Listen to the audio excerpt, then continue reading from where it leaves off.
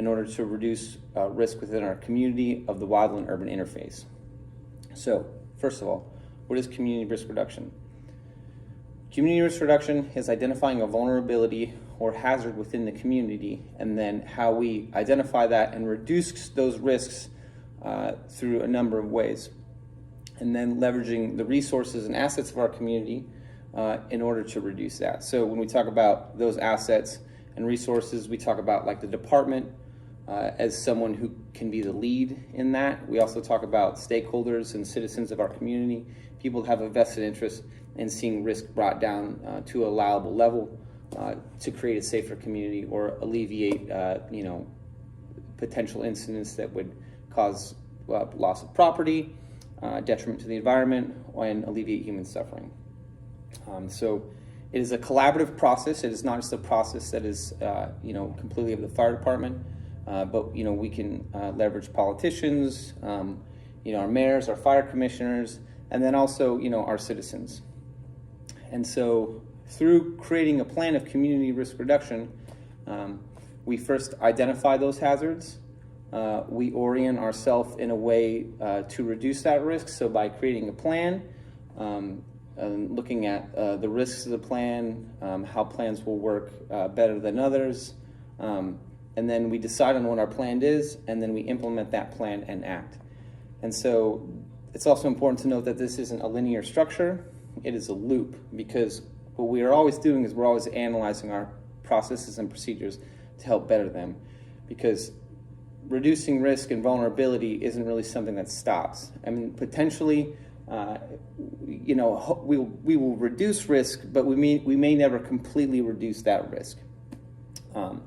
So when we talk about the wildland-urban interface, so the wildland-urban interface is the transitional area between forest area and human development. So the South Bay area covers 75% forest area, and we are constantly growing within our community and building houses. So this kind of creates an issue because we have the summer season, temperatures are rising. This creates a bit of risk for fire. Now, we haven't seen many fires, right? But that doesn't mean that vulnerability and risk doesn't exist. And the fact of the matter is if we choose to ignore it and we don't plan for that instance, then quite frankly, when it does happen, something catastrophic happens and we didn't do anything to prevent that fire from happening. So with that, we've identified a risk, we've identified a vulnerability within the community, and now we need to see how we can reduce that risk. So when we talk about the 3 E's of fire prevention, we talk about education, engineering, and enforcement. And so education can go to many things when we talk about educating the public in the ways that they can remove debris from their areas that would be susceptible to fire, doing landscaping, so cleaning up yard clippings and branches and grass and things that when they dry out are a lot more susceptible to fires. We also talk about creating an evacuation plan in the event that there is a major fire, so families can get out of the community quicker to alleviate potential human suffering. When we talk about engineering, we talk about what we can affect as a fire department. So when we talk about brush trucks, when we talk about the gear that we use for wildland firefighting, and we also talked about the education, right?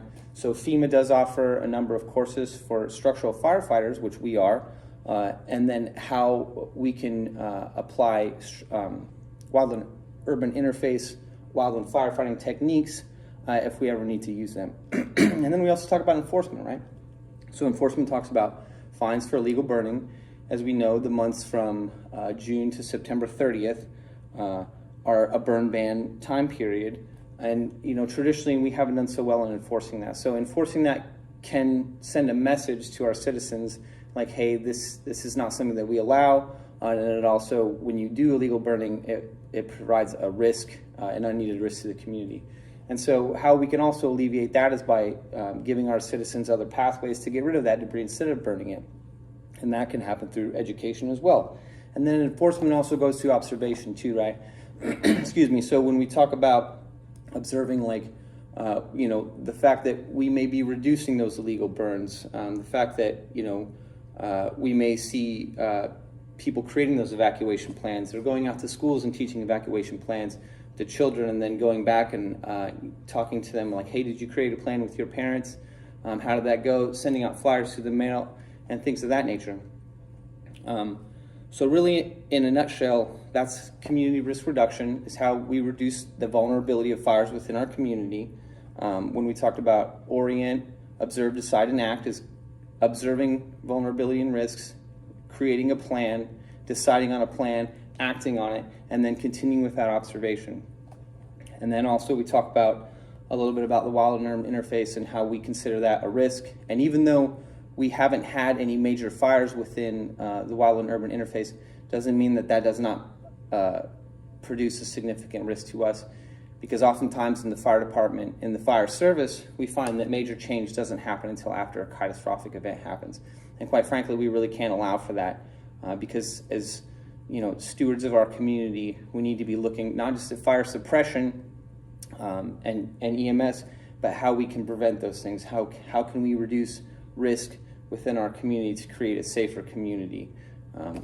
So that's really it. Thank you for your time. I'll take a little bit more questions, and as we start to develop our plans, we'll get a lot more in depth, but this just serves as an introduction to those community risk reduction, the 3 E's of fire prevention, and then a brief introduction into the wild and urban interface. Thanks so much for your time.